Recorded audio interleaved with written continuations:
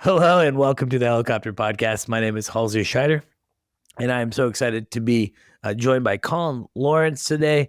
I don't even recall. My brain is a little mush today, so I don't even remember where Colin reached out. But Colin reached out, and I'm glad he did. And we've been talking about helicopters, potentially buying helicopters, and all these exciting things. And so I was excited to get Colin on the podcast to hear his kind of helicopter story.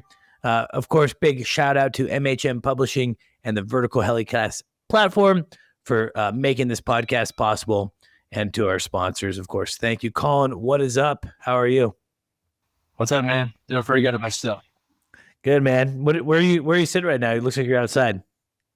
Yeah, outside of my house. I was actually going to the hangar today, the hangar I still have, but there was a lot of noise out there. They were bush hogging and all kinds of stuff, so I nixed that idea last second. Well, I appreciate that. A quiet background is a little bit more favorable. Sometimes when we're shooting content and we're at an airport and we'll be like with our production team and they'll be like, oh, it's so loud in the background. It's like, well, we're at an airport. Like, what do you expect? Like it adds to the vibe and the whole thing. Well, I appreciate you joining.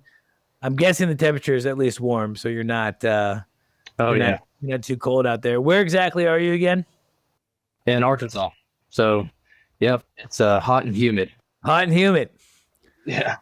What? Tell me a little bit about Arkansas. I've never been to Arkansas. Is Arkansas like a pretty place? Yeah, it's beautiful. We've got it's kind of weird. Arkansas is very square shaped. So, you've got the northeast corner, which is flat lands coming up into the delta, lots of farming, and then southeast, really flat, rice farmers, duck hunting, all that. And then you get down to the southwest corner, you've got a little bit of that Texas, a little bit of range, prairie, things like that. And then northwest, mountains, hills, valleys, rivers, all the cool outdoorsy stuff. Now, when you say mountains, do you actually mean mountains? Yeah, we've got, it's called the Boston Mountains that runs through the northwest part of the state. Pretty tricky to fly through. You'll get those updrafts and stuff, but sure. Yeah, it's a hiking, biking paradise for people. Man, that's so cool. Is that? I think it's Arkansas. I think Arkansas has a fairly large mountain biking population. I'm guessing it's in that northwest corner, and it's where's Walmart based? That's it. The Waltons up northwest Arkansas, Bentonville. Yeah, Bentonville. They've done all the trails, all of the, they brought a lot of stuff up there. A lot of arts, entertainment, theaters, a lot of big performances and things go on up there. So, and they're also aviation enthusiasts, which is pretty cool too. Yeah, they are. Yeah, no, Bentonville is like the mecca for biking, and what an interesting concept. There's a biking brand. I only have their socks. If you're listening to the podcast and I say this wrong, I'm sorry, but I think it's called Rafa. And they have, I think it's, apparel and things for mountain biking. I just had socks, and they're great socks. And I think the Waltons or Walmart actually owns them. So it's like, to have the idea of like, oh, I really like this biking company. I'm just going to buy them. That would be nice. I would like that. Yeah. Yep. Absolutely. That's cool. I in flight school, we had a bunch of foreigners, a lot of Europeans. It's cheaper to learn how to fly in the United States, less restrictive to learn how to fly in the United States, a friendlier airspace system. I know that America has some faults, and I know that our European friends like to really point out a lot of things. But one of the really things that we're really strong at is our airspace system. More in the sense of how friendly we are with civil aircraft, meaning how simple it is for you to go jump in your helicopter and fly in Gulf or Echo airspace or wherever. without having to pay a bunch of money, not having exorbitant landing fees or any landing fees. So all these guys come over from Europe. It's just easier. And I was talking to my buddy, his name is Hakon from Norway. And he was talking about a potential job in Arkansas. And I'm like, what is he talking about? Arkansas. It took me like 10 minutes to be like, oh, Arkansas. He's like, yeah, Arkansas. Yeah. So I don't know. Every time I hear Arkansas, I think of Arkansas. Jackie Sanders, who was on the podcast, good buddy of mine, flew Blackhawks, flew in the Guard, flies Air Medical, flew Ag. He's an Arkansas guy, an Arkansas guy. You guys need to know each other. I don't know where he lives. I feel like he doesn't live in like the nicer part of Arkansas, like pretty wise. I don't know. I get that sense, but you guys should connect. He's an awesome dude. Okay. All right. Yeah. I've seen his name, we've crossed paths, aviation community and stuff. And I know some guys who know him, and they work together, Part 135 stuff and things like that. All right. Well, you got to become friends with Jackie. He's knowledgeable. He's down to earth. He's a good old boy, but he's smart. He's very smart. He does a lot of real estate deals. He does a lot of just things. He's just an impressive guy, both on and off the aviation scape. I met him actually at Air Evac when we were in training. And it's funny. Okay. I'm going to call him out a little bit. It's the first day we're doing our in-dock. And I'm like Mr. Bright-eyed, bushy-tail. I'm there with my spiral. I got my pen. Got my ruler. Why do I got a ruler? I don't know. I got everything. I'm prepared. Protractors. Got my protractor. Got it all. And Jackie shows up. He's a little disheveled. I don't know if he had driven all night or what. And we're filling out this thing, and he's like, "Oh, can I borrow a pen?" I'm like, "Borrow? Sure.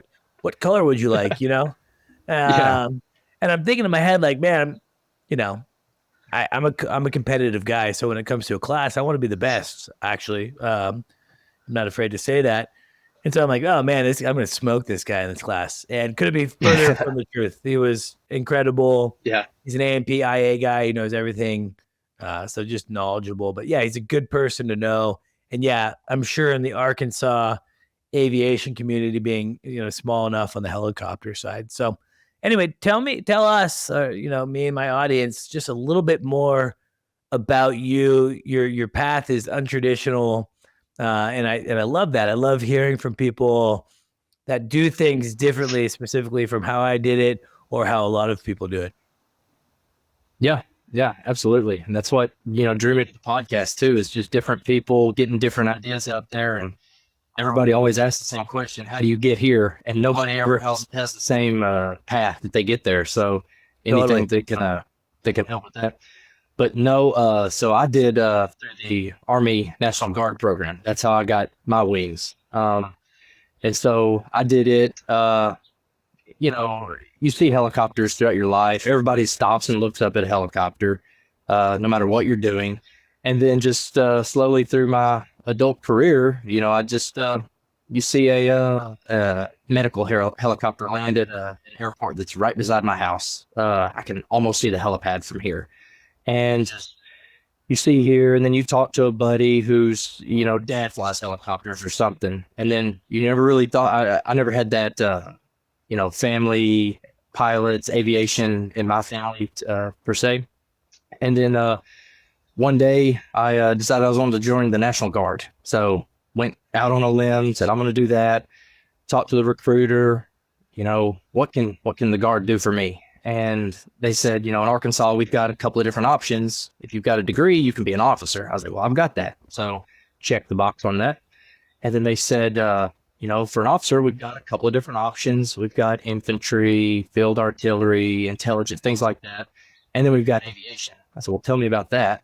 And they said, well, you got to be pretty smart, pretty in shape, have perfect vision, but you get to fly helicopters. And so I said, well, I want to do that. That sounds perfect. And so sign me up. Yeah. So I don't want to sleep in a foxhole all my life. So yeah, let me see what I can do with that. And so, I went, took the test, took the aptitude test, did flight physicals, did everything. And then interviewed because it's aviation's a different community. You want to have guys that you can trust and things like that. It's tight knit. So did good there. I don't know how, but they welcomed me in, and then it seemed like 6 months later I was down in Fort Rucker, Alabama, going through flight school. So after obviously I went through my basic training, officer school, things like that, and then go to Fort Rucker. Down there, I was through Fort Rucker as quick as I could get through, and so 14 months, and I was back home in Arkansas. So that's my in a nutshell. And then that was 2-3 years ago. So still flying as much as I can, at least once a week or so. I actually just got back from there today. So you're always having to go do stuff for the Guard for aviation. And it's cool. How old were you when you decided to join the Guard? Yeah, so I was older than most people. I didn't do it straight out of high school. I wish I would have. I was 28 when I joined. That's crazy. I'd already been in the workforce for 8 years, 9 years, and then just decided to take paths, go a completely different direction. And so, that's what I did on that. What's the age cutoff to join aviation?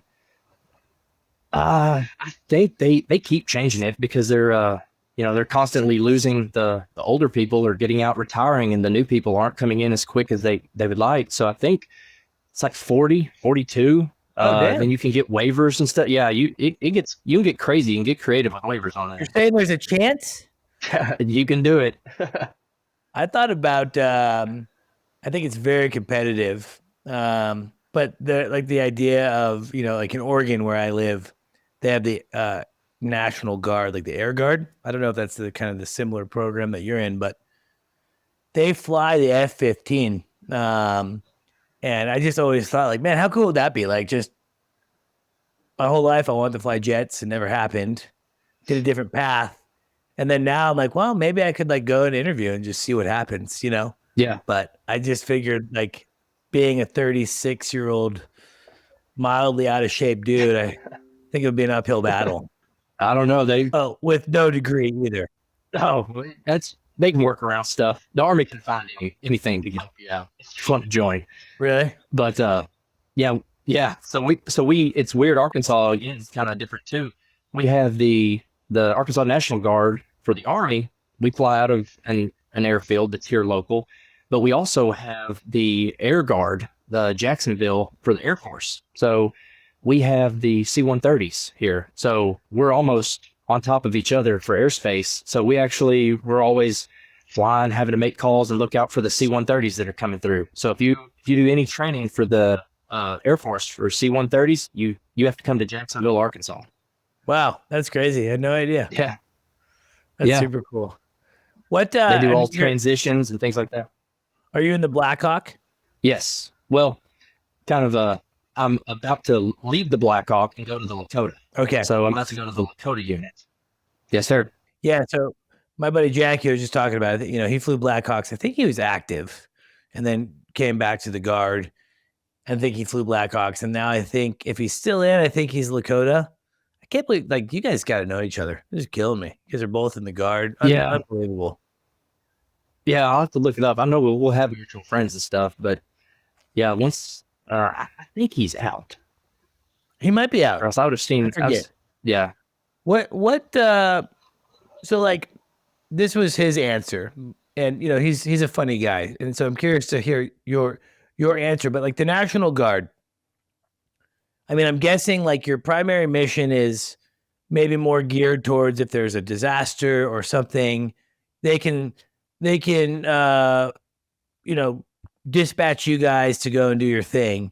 I'm guessing if we're at war, then you could also be called to go and serve, right? Like go active or something.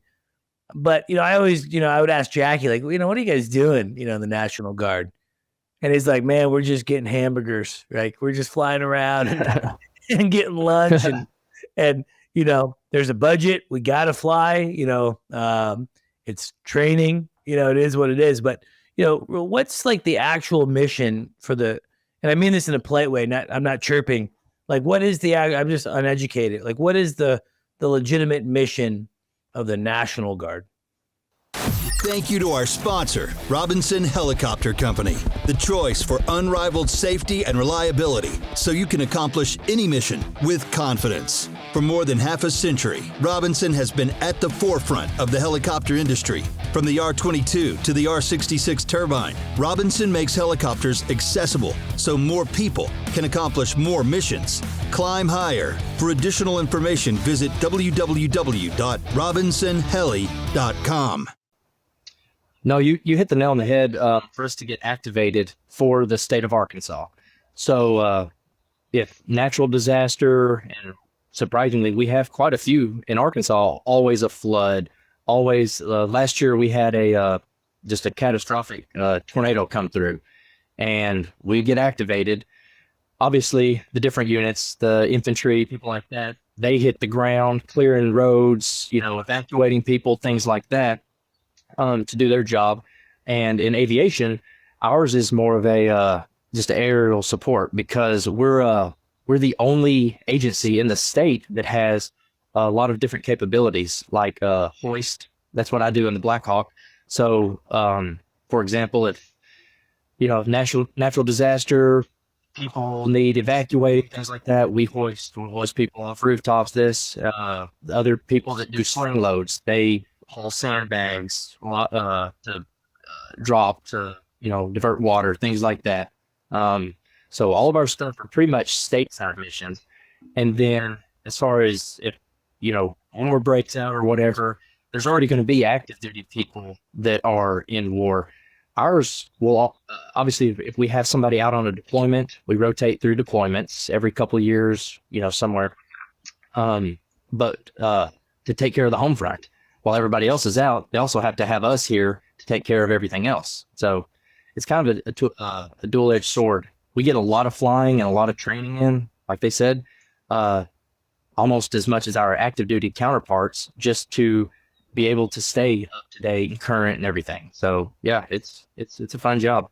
That's super cool. I mean, I think it's an awesome program, and I think it's really cool option for guys and gals, apparently of all ages, to go and maybe consider, because I'm guessing, obviously your flight training was about $0 cost out of pocket to you. Now it was 14 months, and you're cost away me from 6 home. years. Yeah, it cost me 6 years signing on that dotted line. Yeah, exactly. So there's a time commitment. Now, does your 6 years include the 14 months of training? No, it does not, because you're not technically qualified until you graduate. Yeah. So it's like, you're looking at more than that then. Yeah. So, that's a big commitment. Not to mention you could go serve in war. You could do, dangerous things, obviously. And in fact, it's something I'll get on my soapbox for a second. This has nothing to do with the Guard. But I think one of the coolest programs that the VA had, and I think it's kind of revitalized now. You feel free to, if you're listening and you know more about it and you want to talk about the podcast, message me. But is this VA program was providing a lot of flight training for guys and gals that got out of the active duty and wanted to learn how to fly in the civilian world. And I thought that was the coolest thing, because to me, if you're an individual that's willing to sacrifice that time, sacrifice potentially your life, we should be bending over backwards as a country to help you then in your next path, your next trajectory. And where I get on my soapbox is there was a couple flight schools. I think they're both out of business. I'm not going to say their name. I don't like them. I don't like the individuals that ran them. And I'm not necessarily afraid to say that. And essentially, man, they just, did a lot of fraud with the VA, and they ruined the program for a lot of people. I got a sales manager that works for HeliCASTS, didn't get his training paid for, deployed, to Afghanistan and Iraq. It's like, come on, it's just ridiculous. So, I'm hoping that the VA is kind of doing a better job now, and flight schools are kind of, playing by the rules. But I do think, like you said, it's zero out of pocket, but it's a big commitment and it's potentially risky. Yeah, absolutely. There's as a little kid, I think I was homesick. So I was still in school, I think in middle school. There's a Air Guard as well in Oregon. I think it's Army. Well, they fly the Pavehawk, so would that be like a different Air Force? Yeah, that'll be Air Force. Or, yeah, it wouldn't be Navy, but yeah. And there was a rescue that needed to happen on Mount Hood. So I don't know if you ever saw this video, but the Pavehawk is hovering over Mount Hood, about to hoist someone up. And I think what ended up happening is strong updrafts coming up and went through the rotor system. So like settling with power, but without actually descending, if that makes sense, just the updraft. And so the helicopter settles, crashes, and then rolls down the mountain, flings the engine or the crew chief out.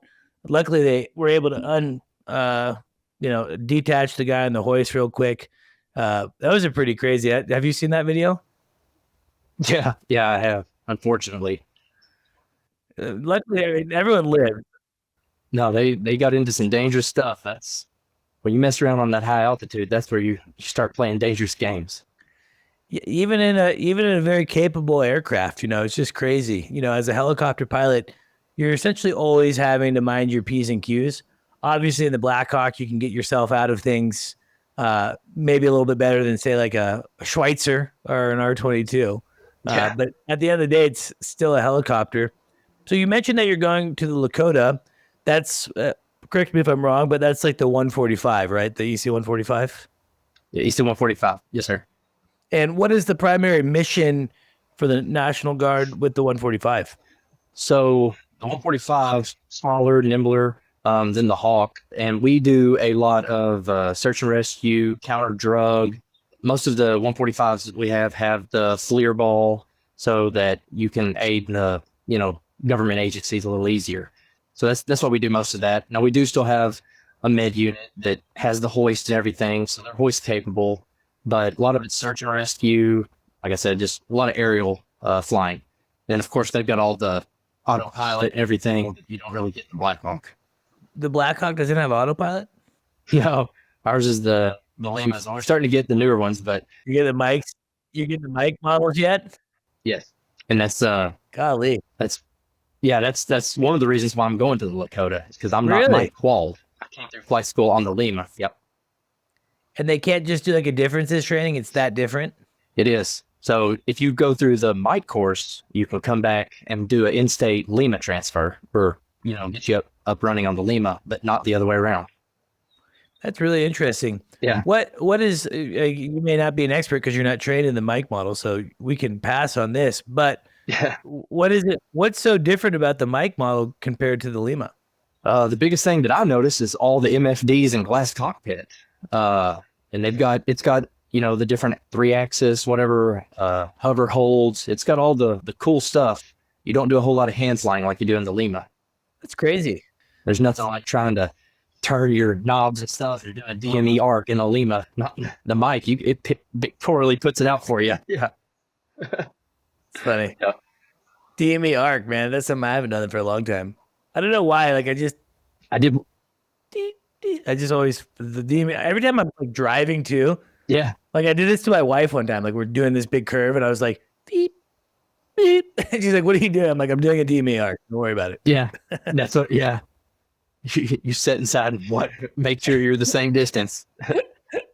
That's funny. Yeah. I didn't know that. I thought the Lima models at least had some type of autopilot. So are you happy to be going to the Lakota, or is that just it is what it is? It is what it is. At some point you might find your way back to the Hawk or Lakota. It's it's not completely just a total loss. You can always find a way to do something. But yeah, because I went through flight school in the Lakota. I was one of the first classes that was 100% Lakota. Up until then, they were still trying to phase in and doing this TH-67s. Yep. So that's why we have people that aren't Lakota qualified. So they need to move. We got some vacancies in the Lakota department. So I was going to transfer over there because a lot of the guys are TH-67s. So they'd have to go back to school to be Lakota qual. I was kind of the perfect candidate. Awesome. So how many more years then do you have in your commitment? I think I've got right at 3. It's not too bad. 3 or 2. I quit counting. I don't keep up. I'm going to end up doing, the 20. So Yeah. One of these days, someone will tell me, "Hey, you're eligible to retire." I'll say, "Okay." Wait. Now, Yeah. most guys and gals that are flying military iron would not be sporting a Robinson helicopter hat. What's that all about? Yeah. So, like I said, I'm a different bird. I got hooked up, got the Army to pay for my flight training, and then I said, "This is so cool. I think I'm going to buy me one." So I ended up purchasing a Robinson, and then, you buy a couple $100,000 aircraft, you surely the get a the hat out guard's of it. paying you too much. No, it just saved a little bit. That's all it did. Yeah, it helped me save money to buy the Robinson. So you went and said, "Hey, I love flying helicopters, and I want to go and now buy my own R44 and learn how to fly. Not learn how to fly, but transition to the civilian side. Unique path, not so unique that people transition to civilian all the time. Essentially, every time they retire, there's a big move to the civilian side. Yeah, but it's not something that people will go out and actually spend money on. So, just talk me through that decision. Talk and just share with my audience. Obviously, you and I have talked, so I kind of know the story a little bit better. But what were some of the things that you're doing work-wise to also help? Like what some of the things that you've had to do to save money and be financially in a position to buy a helicopter. Yeah. Like I said, I was in the workforce before I joined the Army. Got into it. I was in retail sales. So I'm pro sales. You can make as much as you want or as little as you want. So I'm definitely pro sales. You can go out and do it. Don't need a degree. Don't need anything. Just be able to talk to people. So I'm definitely pro that. And then I got the guard. So, I was guard. I wasn't guard bumming. A lot of people, they join the guard and they really rely on that, X amount of money every week, 2 weeks a year, to really, make ends meet. And I was fortunate enough to be able to just, save that. I don't even check my guard checks because I was, I had a civilian job. And so I had that civilian job, and then I was good with my money, bought, real estate, things like that. And then once, because my end goal is to not work. That's what everybody wants to do. And then after I got into the helicopters, I said, especially looking for the future to do EMS flying or anything like that, you got to hit the magic number, 1,500 hours, 2,000 hours, whatever it might be. Well, then I started thinking, I'm going to have to buy an aircraft. I can't, I don't want to rent. I was trying to do renting and fly fixed wing, try to get some hours here and there. And then, of course, the schedules don't align. You get weathered out, you lose your spot. I said, well, to heck with this. I'm just going to buy one. I'm going to buy a plane. I'm going to buy something. And then after doing enough research, I thought, with my qualifications, insurance isn't that bad. I found a good deal on one. I'm just going to buy a helicopter. And so ended up buying a helicopter and, owner operated it for, up until March of this year. Then I made the mistake of selling it, which what brought us together. And, so that's what I said. I'm going to be able to, if I'm going to fly, I'm going to own it on my terms and everything. Man, it's super cool. Very, very unique. I think we started off the podcast by saying that you've done things differently, and which I think is awesome. What a cool thing. For me, it's very opposite. It's like, helicopters for a large majority of my helicopter life made me very poor, right? Like I had no other skills. I went right from high school to flight school, civilian wise, and it's like, the 14 or 15 an hour that I was making as a flight instructor was very difficult. When my student loan payment was, $800 a month or even more in some cases. And so I think it's, I look back and, my path is my path. So I'm happy with how it all happened and I wouldn't change it. And man, it's been crazy. It's been a weird path and it's on itself. But, the idea of entering the career force, making some money, maturing, 18 versus 28, that's a 10-year maturity gap. And that's might as well be like a different, I look back at 18-year-old Halsey and I'm like, I think I was a jerk. I don't recognize that person so much. So, I think I like the way that you did that. And if I could go over again, I would definitely probably consider something like that or maybe just structuring it a little bit different.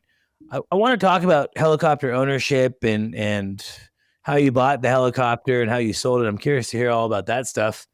But first off, I'm just more curious about hearing about the transition from military, high tech. Well, I guess not so high tech, but powerful, big, pretty cool machines going to, say, an R44. What was that like?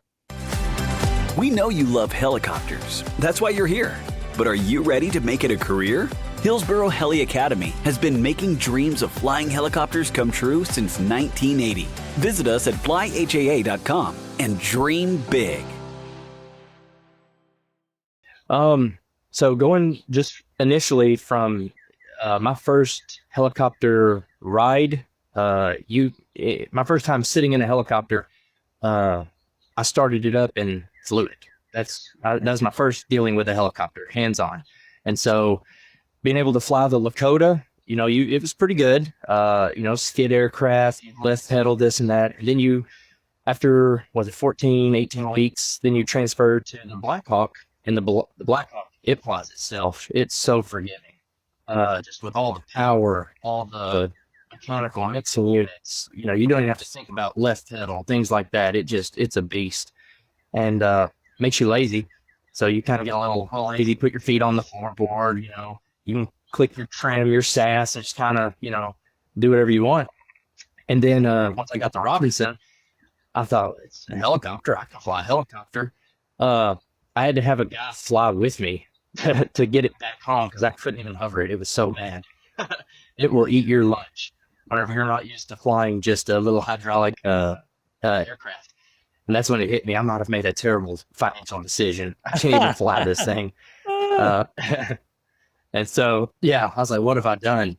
And, 10 hours, I forget what the SFAR is or whatever, but, getting spun up on it, it took all but, 20, 30 hours just to be completely comfortable in it. And, it's made me twice as good a pilot just from that power management standpoint. Just driving to the hangar to get in it, you start noticing the winds, ceilings, things like that you just don't even think of in the Blackhawk. So you kind of have to flip the switch on the days when I go fly the Blackhawk, and when I jump into Robinson, I'm like, oh, I forgot I don't have the pedals. I gotta have left pedal here. You're not keeping your feet flat. Yeah, it's made my Blackhawk touch really controlled. Yeah, I'm sure. I'm sure you become a better stick, because you have to. I mean, and that's actually what I like about Robinson. And actually, there's a lot of helicopters, but Robinson really, they're so, you're so connected to that machine, right? You're feeling every little bump. You're feeling and noticing and hearing every little different sound. It's just this visceral experience, really. I've said it a million times, but I'll say it again. It's like putting on a pair of pants when you go and fly a Robinson. Yep. And I do think it makes you a better pilot.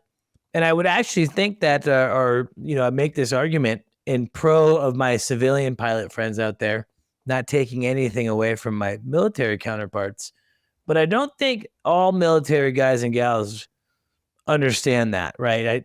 I think that actually one of the hard parts of transitioning from the military to civilian flying is not necessarily maybe having the respect of, man, this flying is going to be a lot different than what I did in the military. It's going to be a lot of, stick and rudder, so to speak. It's going to be a lot of single pilot, if not all single pilot. And it's just a different world, and you're potentially flying for a company that's for revenue, not the government that's just, spending the money. So there's all these big differences. And again, it's no knock on the military guys. My buddy Jackie and Chris and other military friends that I went to air evac with, some of the best pilots I know, but they even talk about that. Like, man, there's a learning curve. And so I'm glad to hear that, hovering kicked your ass a little bit.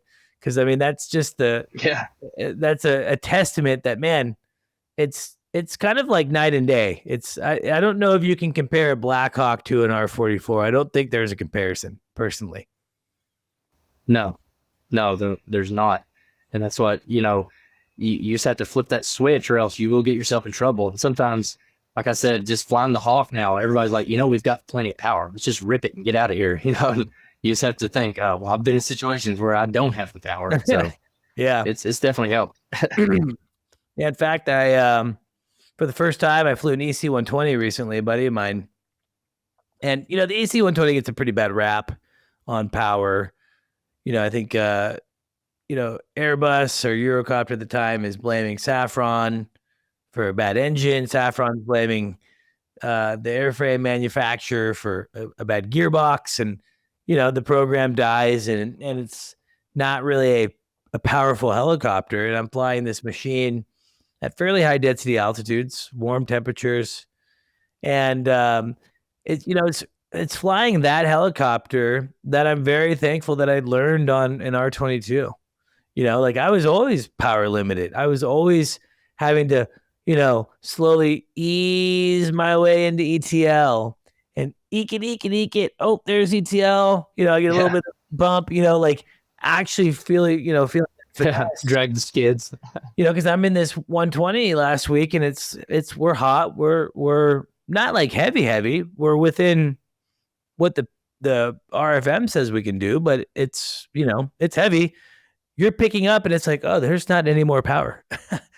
And so I love Robinson for that because so much. And I actually told my buddy, he's learning how to fly the 120 right now. He's new to helicopters. I told him, I said, man, so much of R22 experience translates into this aircraft for me. Just because of just that management. Same with the 206 flying the Jet Ranger. I don't know if you have Jet Ranger time. It's this, it has a turbine engine, but it, throw a couple people in there and a bag of gas and you're in an R22 again. And now if you hit the red line and go past it, you're really costing yourself a lot of money. And so it's I think it's kind of neat to learn Robinson. So did you go to the factory then? And is that where you picked up your hat there? Yeah. Yeah. So after I bought it, if I was going to fully commit, I was going to, go full send. So went to the safety course. I was really fortunate. I think maybe one of the last classes, or at least something happened. Somebody got sick. So Tim Tucker, he did all of our training. So, I got to pick his brain just the whole time, had a great time with the class out there, loved every minute of it. So learned a lot that I, like I said, still transferred to every helicopter is the same, but Robinson specific stuff, you just can't beat it. I'm a very big advocate. I'll go again. So that's a testament for it. Awesome. Yeah. The safety course is awesome. In fact, I just, a few months back did the R66 course and, for the purpose of getting current and refreshed in the R66, but also collaborating with Robinson actually to kind of showcase my experience there during the safety course. So we have a video coming out, I think sometime in the fall, will be coming out where kind of share my experience at Robinson. And man, that factory tour, how cool is that?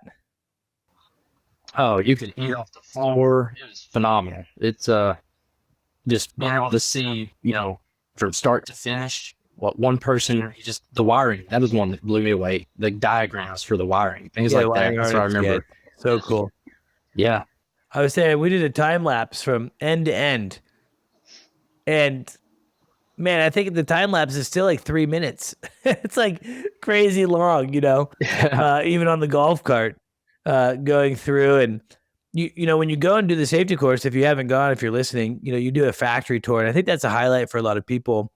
I got lucky. I did the factory group tour, but later that afternoon, actually, as they were doing like a shift change, it was pretty quiet in the factory.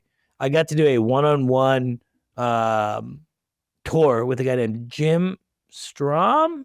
Jim, sorry if you're listening. And he's been at Robinson, I think, for 36 years or something like that in purchasing. And, I got to walk around the factory with him. And, he directly reported to Frank for, a good portion of his time working for Robinson. And so it's just so neat to be able to kind of walk through, pick his brain, hear about the history and all the fun things. And I'm glad that you went. Did you go because you had to for insurance or you chose to? I chose to.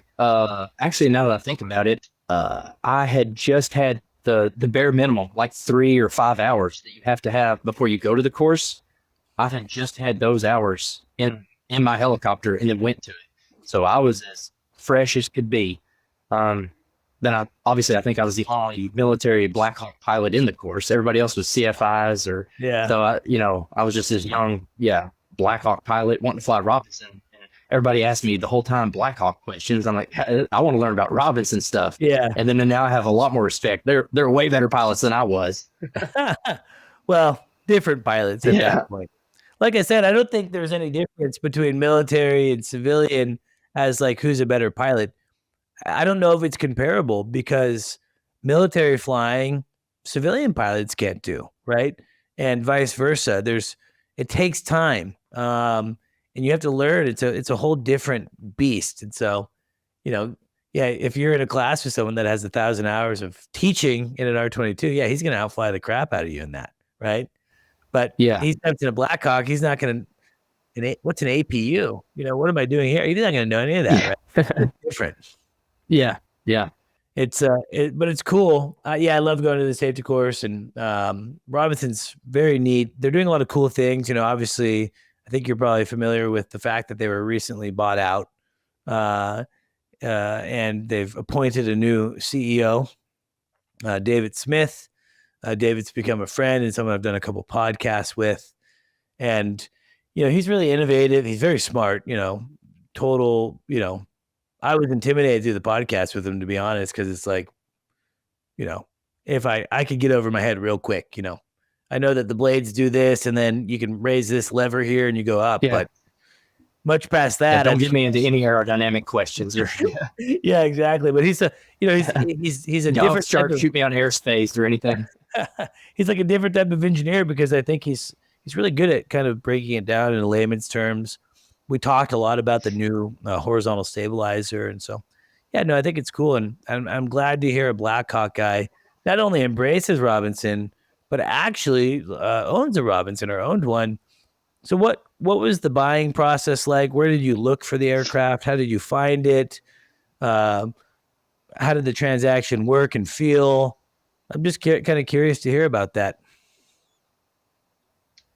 Yeah. So, obviously, as you can imagine, as few of helicopter pilots that there are in one area, there's a lot fewer helicopters. And so I got lucky and there's only, I believe, 2 DPEs in the state of Arkansas for helicopters. And I reached out to the one that's here local. We had some mutual friends and, just said, hey, I'm in the market for a 44. He said, well, I know a guy who's selling a 44. And so connected us and ended up going there. He had a great helicopter is what I ended up purchasing.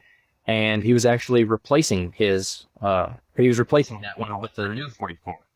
And so this one was a Raven I. He was getting a Raven II.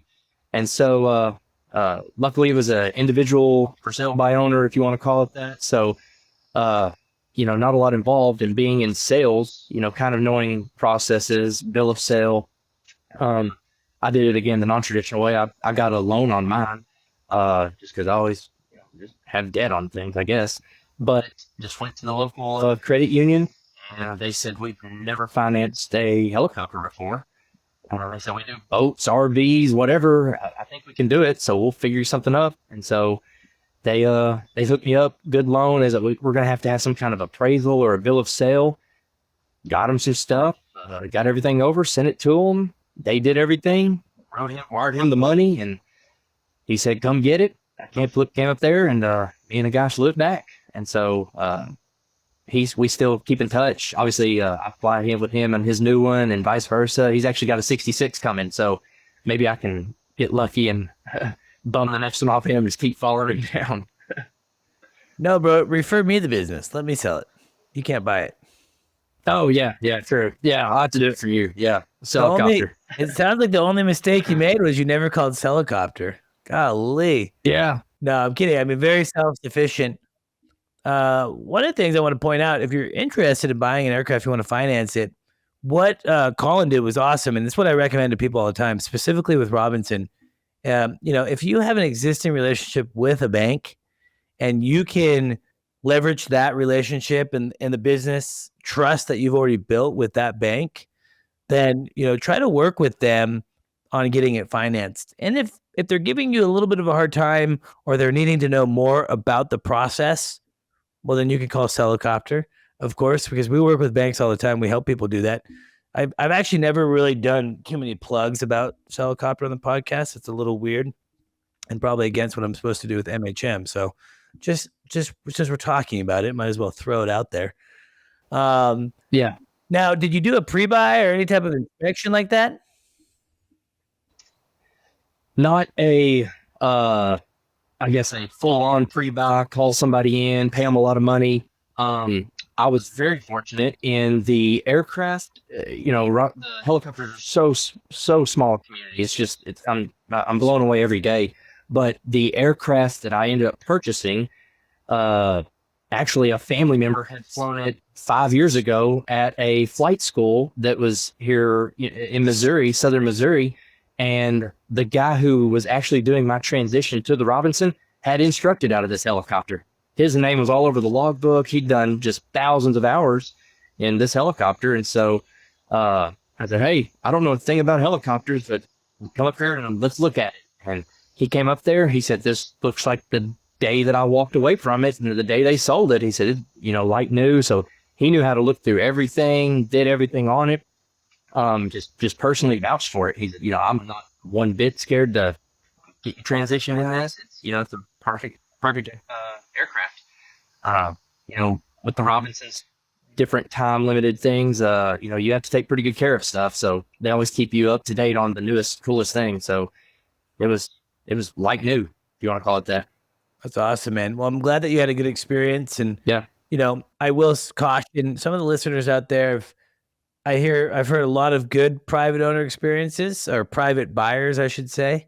But I've also seen the carnage, right? So you have to make sure that you're protecting yourself, protecting your investment, and making sure that if you are going to do it on your own, like Colin did, you just got to do it like Colin did. You got to be, make sure that you're dotting I's and crossing T's and running that transaction.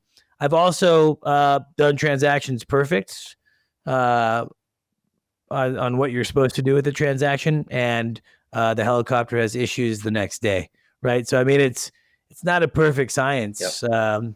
Specifically with helicopters, they do break. In fact, we just had an issue. We did a big thorough pre-buy on an aircraft, and we had some issues ferrying it home, and it's like, golly, helicopters are worse than boats, sometimes, but it sounds like you did for the most part everything right, and so it's pretty cool. What was the selling process like, and why did you decide to sell it? Thank you to our sponsor, Vertical Aviation International. With 80 years of service under our belts, the helicopter industry continues to innovate. We're growing with new aircraft and technology coming to the flight line and hangar. The industry's association is changing too. Helicopter Association International, or HAI, is now VAI, Vertical Aviation International. VAI unites the industry and advocates for you. Visit verticalavi.org/benefits to see how joining VAI connects you with your vertical community. Together, let's power up. Yeah. So the selling process was about as easy. Actually, it was too easy. That's why I'm helicopterless for the moment. But I got what I needed out of it. The aircraft ended up having 3,500 hours, I believe, on it. So it already had one overhaul, and it was coming due for the second one. Everybody knows on the 4,400, that's when you get your telecone. It's a little bit more expensive for that one. Yep. And I had used it for what all I needed. I got myself confident in it, learned a lot, got my CFI out of it. So I did all my training in it. So it opened the door for a lot of things. And then ultimately, being my first helicopter, I didn't want to go just super extravagant. So I stayed pretty bare bones minimum. Like I said, it was a Raven I, so carbureted, no AC. So these hot Arkansas days, I flew a lot of doors off. So nice. I figured on my next one, I was like, I'm going to treat myself. I'm going to get it air conditioning. I want to get the fuel injected. Just a little easier start process, things like that. And I did a little research of how to sell it, things like that. Being in sales, I kind of knew. And to be honest, I really just posted it, not really looking to sell it. If I had any bites, cool. I was actually just fully thinking about I was going to have to trade it in.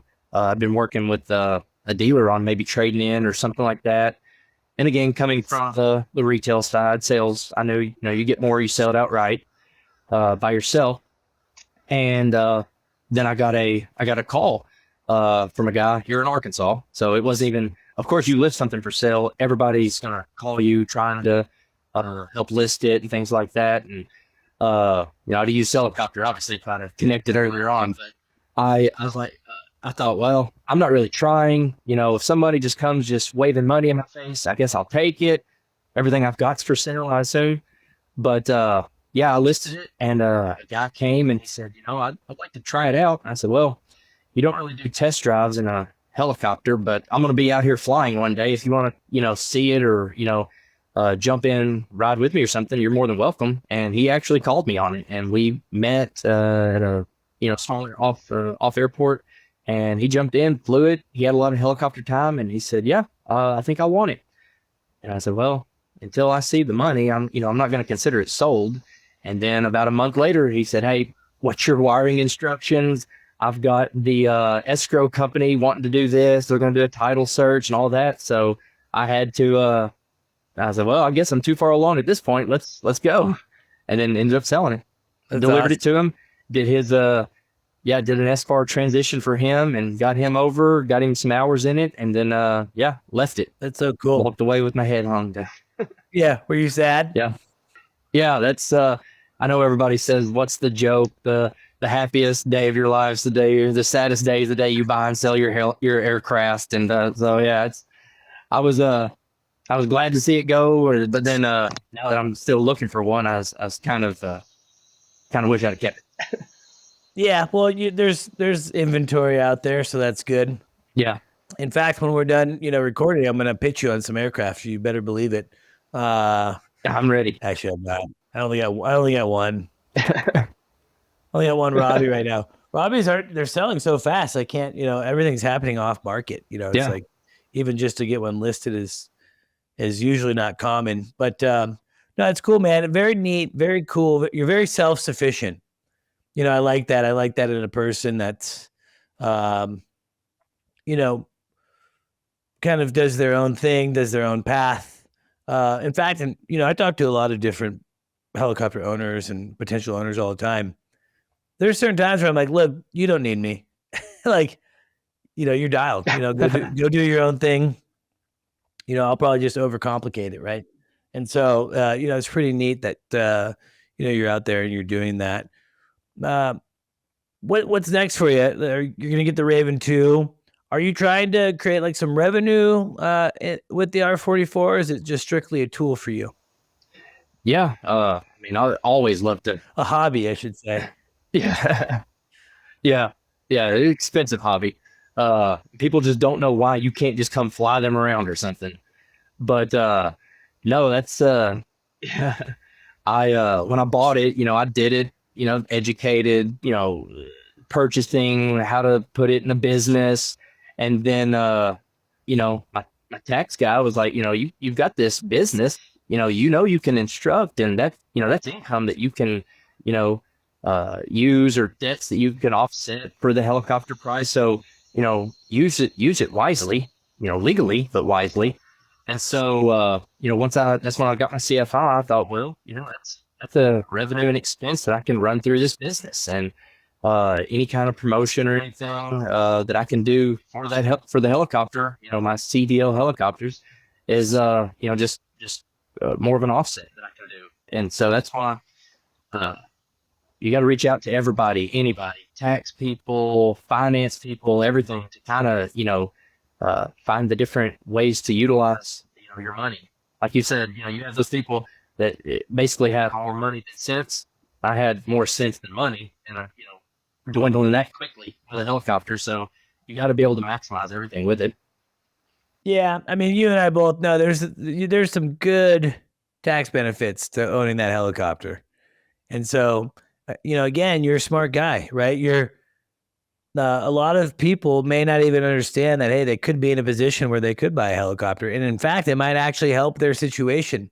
It could help offset a lot of their income and different things like that. I mean, it's not like your middle class level that's necessarily doing that. You got to be, middle, upper, middle up for at least for Robinson.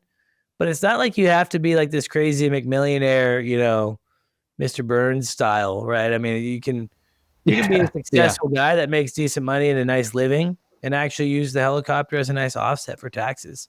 And again, you're out there, you're inquisitive, you're asking the questions. And so I think that's pretty cool.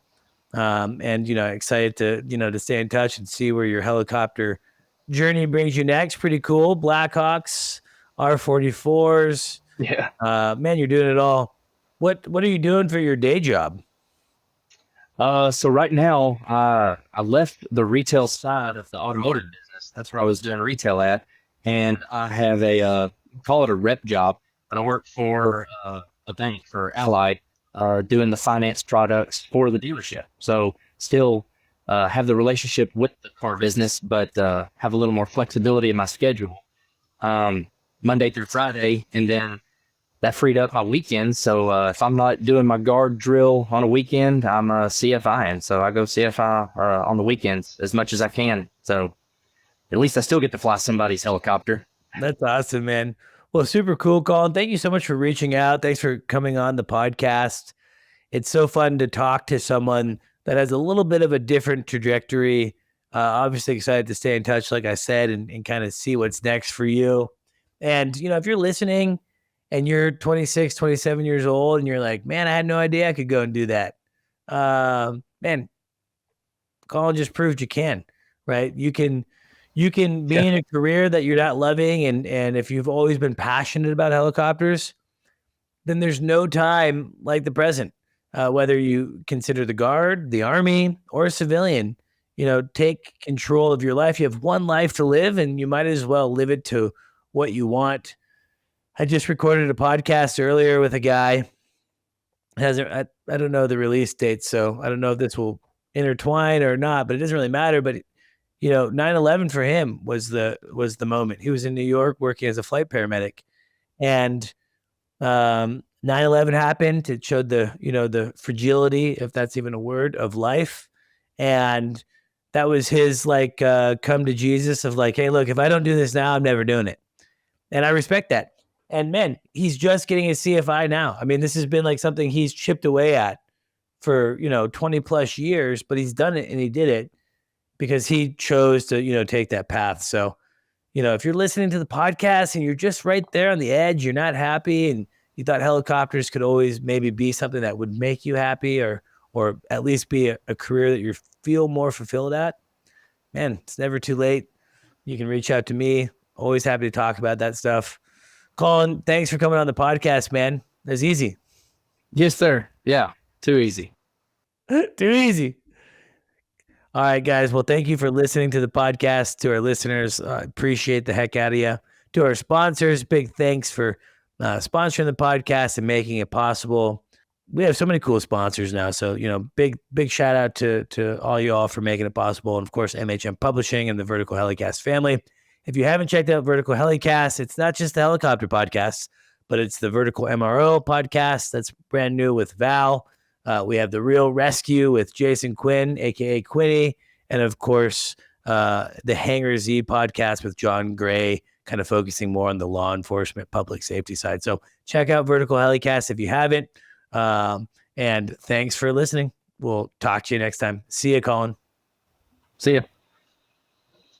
Thank you to our sponsor, Robinson Helicopter Company, the choice for unrivaled safety and reliability so you can accomplish any mission with confidence. For more than half a century, Robinson has been at the forefront of the helicopter industry. From the R-22 to the R-66 turbine, Robinson makes helicopters accessible so more people can accomplish more missions. Climb higher. For additional information, visit www.robinsonheli.com. We know you love helicopters. That's why you're here. But are you ready to make it a career? Hillsborough Heli Academy has been making dreams of flying helicopters come true since 1980. Visit us at flyhaa.com and dream big. Thank you to our sponsor, Vertical Aviation International. With 80 years of service under our belts, the helicopter industry continues to innovate. We're growing with new aircraft and technology coming to the flight line and hangar. The industry's association is changing too. Helicopter Association International, or HAI, is now VAI, Vertical Aviation International. VAI unites the industry and advocates for you. Visit verticalavi.org/benefits to see how joining VAI connects you with your vertical community. Together, let's power up